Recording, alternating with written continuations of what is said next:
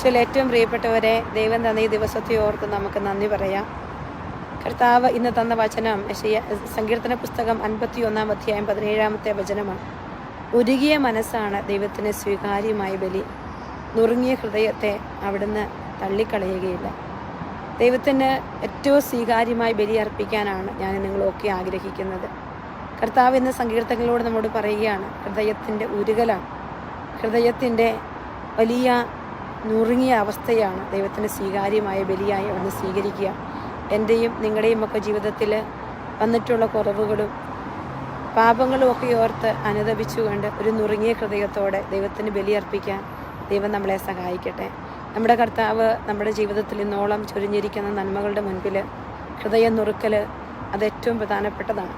ഇന്ന് കുമ്പസാരക്കൂട്ടിൽ വന്ന് മുട്ടുകുത്തി പാപങ്ങളെ ഏറ്റുപറഞ്ഞപ്പോൾ കണ്ണുകളിൽ നിന്ന് കണ്ണുനീര് ഞാൻ പോലും അറിയാതെ ഒഴുകിയ ഒരു അനുഭവം എനിക്കിന്ന് കുർബാനയുടെ തൊട്ട് മുമ്പ് കുമ്പസാരക്കൂട്ടിലുണ്ടായി. അപ്പോൾ കർത്താവ് എനിക്ക് തന്ന വചനമാണത്.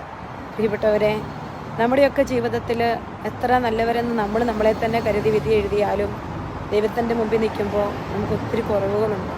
ആ കുറവുകൾ കുറിച്ച് ആഴമായി അനുദപിച്ച് കുമ്പസാരക്കൂട്ടിൽ അണയുമ്പോൾ കർത്താവിൻ്റെ പരിശുദ്ധാത്മാവ് കണ്ണുനീരാൽ നമ്മളെ കഴുകുന്നത് നമുക്ക് അനുഭവിക്കാൻ പറ്റും.